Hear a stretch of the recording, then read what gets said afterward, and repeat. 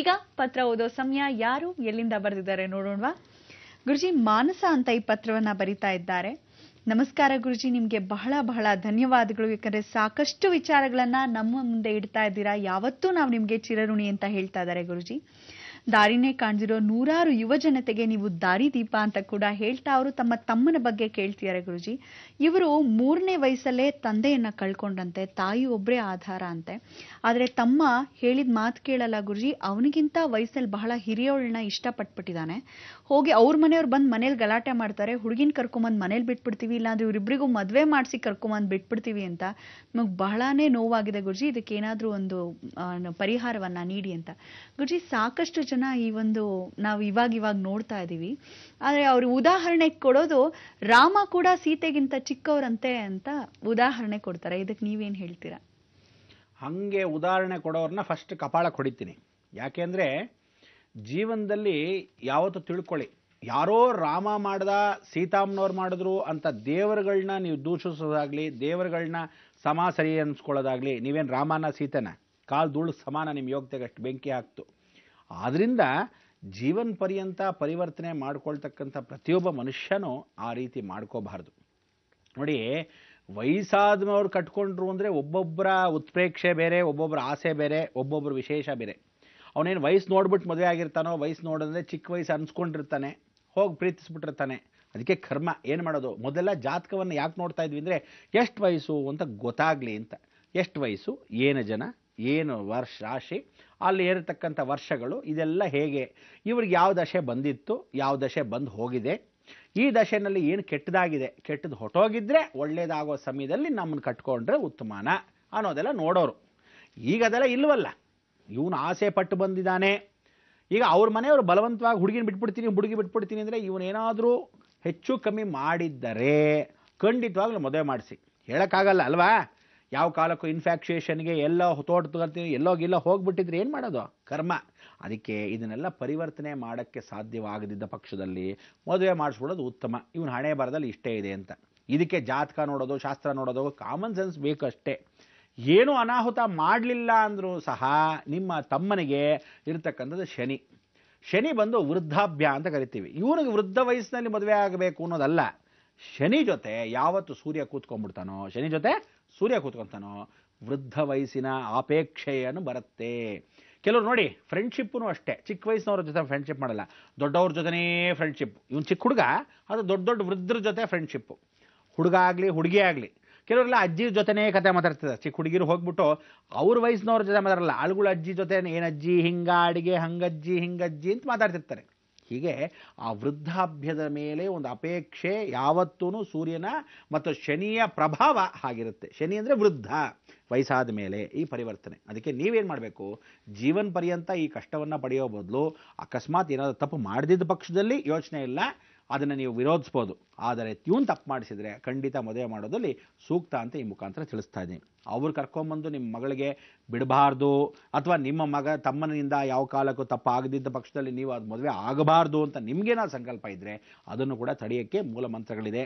ಮೂಲ ಉದ್ದೇಶಪೂರ್ವಕವಾಗಿರ್ತಕ್ಕಂಥ ಸಾಂಕೇತಿಕವಾಗಿ ನಮಸ್ಕಾರಗಳಿದೆ. ಆ ನಮಸ್ಕಾರಗಳು ಮಾಡಬೇಕು. ರಾಘವೇಂದ್ರ ಸ್ವಾಮಿಗಳಿಗೆ ಹೋಗಿ ಪರಿಪೂರ್ಣವಾಗಿ ರಾಹು ತತ್ವ ಅಂತ ಕರಿತೀವಿ, ಬೇರ್ಪಡಿಸೋದು ಅಂತ ಕರಿತೀವಿ. ಬೇರೆ ಮಾಡಬೇಕು ಅಂದರೆ ಆ ರಾಘವೇಂದ್ರ ಸ್ವಾಮಿಗಳನ್ನು ನೀವು ಹೆಜ್ಜೆ ನಮಸ್ಕಾರವನ್ನು ಮಾಡಬೇಕು. ಆ ಹೆಜ್ಜೆ ನಮಸ್ಕಾರ ಅಂದ್ರೇನು? ಒಂದು ಹೆಜ್ಜೆಗೆ ಒಂದು ನಮಸ್ಕಾರ ಅಂತ. ಅದು ಬಂದು ಅಪೇಕ್ಷೆಪೂರ್ವಕವಾಗಿ ಒಳ್ಳೆಯದಾಗಕ್ಕೆ. ನಾವುಗಳು ಅಕಸ್ಮಾತ್ ಶತ್ರು ವಿನಾಶ ಅಥವಾ ಇದು ಮಾಡಬೇಕಾದ್ರೆ ಚೈನ್ ಲಿಂಕ್ ಇದ್ದ ಹಾಗೆ ಕಾಲು ಹಿಡ್ಕೊಂಡೇ ಹೋಗಬೇಕು. ಒಂದು ಕಾಲ ಆದ ತಕ್ಷಣ ಒಂದು ಕಾಲು ಸುತ್ತಲೂ ಪ್ರಾಕಾರದಲ್ಲಿ, ಎಲ್ಲೋ ರಾಘವೇಂದ್ರ ಸ್ವಾಮಿ ಮಠದಲ್ಲ, ಮಂತ್ರಾಲಯಕ್ಕೆ ಹೋಗಬೇಕು. ಯಾಕೆಂದರೆ ಮಾಂಚಾಲ ಪ್ರದೇಶದಲ್ಲಿರ್ತಕ್ಕಂಥ ಉಗ್ರ ಸ್ವರೂಪ ಅಗ್ನಿ ಅಂತ ಕರಿತೀವಿ, ಹೆಣ್ಣು ಅಗ್ನಿ ಸ್ವರೂಪ ಅಂತ.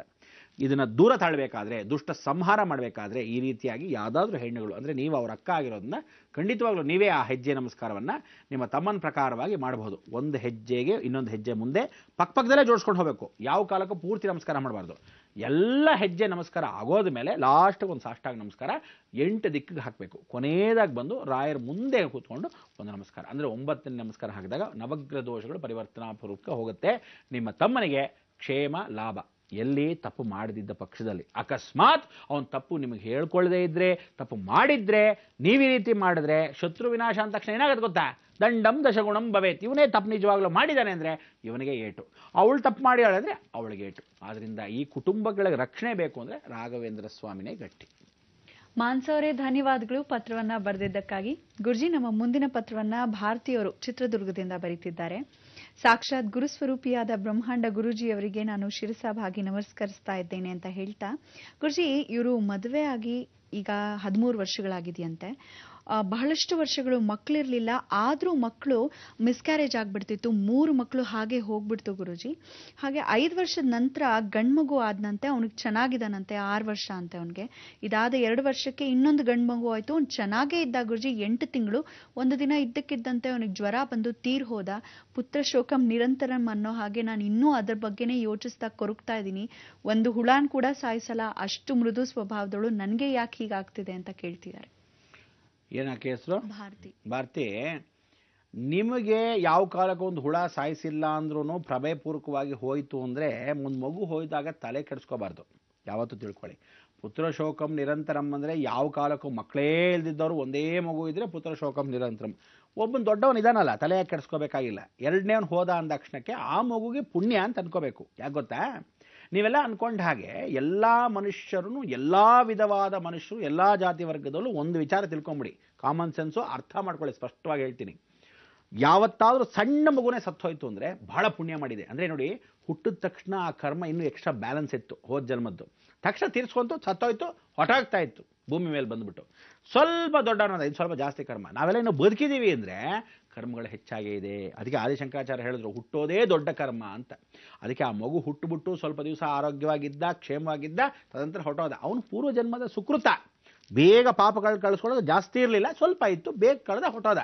ಆದರೆ ಜಾಸ್ತಿ ಪಾಪಿಷ್ಟ್ರು ಚಿರಾಯುಗಳು. ಅದಕ್ಕೆ ಪಾಪಾತ್ಮರು ಎಷ್ಟು ವಯಸ್ಸವರೆಗೂ ಜಾಸ್ತಿ ಇರ್ತಾರೋ ತುಂಬ ಚಿರಾಯು, ಬೇಗ ಬೇಗ ಹೊಟ್ಟೋಗ್ತಾ ಇರ್ಬೇಕ್ರಿ. ಅದೆಲ್ಲ ಆವತ್ತೇ ಪುಣ್ಯವಂತರು ಅನ್ನಿಸ್ಕೊಳ್ಳೋದು. ಅದಕ್ಕೆ ಹೇಳ್ತಾರಂತೆ, ಜೀವಂತವಾಗಿ ಹಳೇ ಕಾಲದಿಂದ ಎಲ್ಲರೂ ಹೇಳ್ಕೊಂಬರೋದೇನು ಗೊತ್ತಾ? ಸಾಯುವಾಗ ಗೊತ್ತಾಗತ್ತೆ ಮನುಷ್ಯನ ಯೋಗ್ಯತೆ ಅಂತ. ಅವ್ನು ಸಾಯೋ ಸಮಯಕ್ಕೆ ಜನ ಸೇರ್ತಾರೋ ಇಲ್ವೋ, ಸಾಯೋ ಸಮಯಕ್ಕೆ ಎಷ್ಟು ಒಳ್ಳೆಯವನು, ಯಾವ ರೀತಿಯಾದ ಸಾವು ಅವನ ಹತ್ರ ಬಂತು, ಅವತ್ತು ನಿಜವಾಗ್ಲೂ ಆ ಮನುಷ್ಯನ ಯೋಗ್ಯತೆ ಗೊತ್ತಾಗುತ್ತೆ. ಅವರವರ ಕರ್ಮಾನುಸಾರ ನಿಮ್ಮ ಮಗು ಏನು ಹೊಟ್ಟೋಗಿದ್ದಾನೆ, ಪುತ್ರ ಶೋಕಂ ನಿರಂತರಂ ಏನು ಬೇಕಾಗಿಲ್ಲ. ಮಾನಸಿಕವಾಗಿ ಧೈರ್ಯ ತಂದ್ಕೊಳ್ಳಿ. ಒಬ್ರು ಹಿಂದೆ ಒಬ್ರು ಮುಂದೆ, ಗಂಡ ಹೋದ್ರೂ ಅಷ್ಟೇ, ಹೆಂಡತಿ ಹೋದ್ರೂ ಅಷ್ಟೇ, ಒಬ್ರಿಗೊಬ್ರಿಗೂ ಕ್ಯೂವಲ್ಲಿ ಇದ್ದೀವಿ. ಆದರೆ ಹೋಗ್ತಕ್ಕಂಥ ಸಮಯದಲ್ಲಿ ಒಂದು ಅಳುವನ್ನು ಹತ್ಬಿಡ್ತೀವಿ ಅಂತ. ನಿಜವಾಗ್ಲೂ ಹೇಳಬೇಕು ಅಂದರೆ ಯಾವ ಕಾಲಕ್ಕೂ ಹೋಗಬೇಕಾದ್ರೂ ಕೂಡ ಸುಖ ಜೀವನದಲ್ಲಿ ಕಳಿಸ್ಕೊಡ್ಬೇಕು ಅಂತ ಹೇಳ್ತಾರೆ. ಇದು ಮುಸಲ್ಮಾನರಲ್ಲಿ ನಾವು ಕಲ್ತ್ಕೋಬೇಕಾದ್ದು. ಏನು ಗೊತ್ತಾ? ಯಾವ ಕಾಲಕ್ಕೆ ಒಂದು ತೊಟ್ಟು ಕಣ್ಣೀರು ಕೂಡ ಹಾಕಂಗಿಲ್ಲ.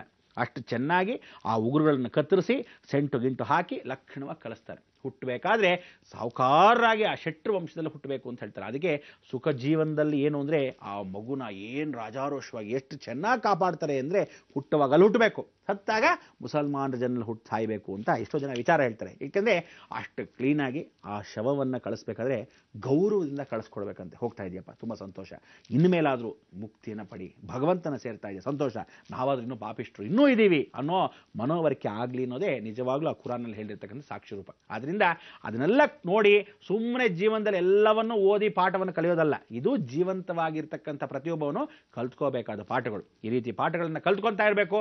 ಪ್ರತಿಯೊಬ್ಬನು ಜೀವನದಲ್ಲಿ ಆನಂದದಿಂದ ಇರಬೇಕು. ಇರೋಷ್ಟು ದಿವಸ ಯಾರನ್ನು ಗೋಳಿಕೊಳ್ಳದೆ ಕಾಪಾಡಬೇಕು ಅಂತ ಈ ಮುಖಾಂತರ ಹೇಳಿ.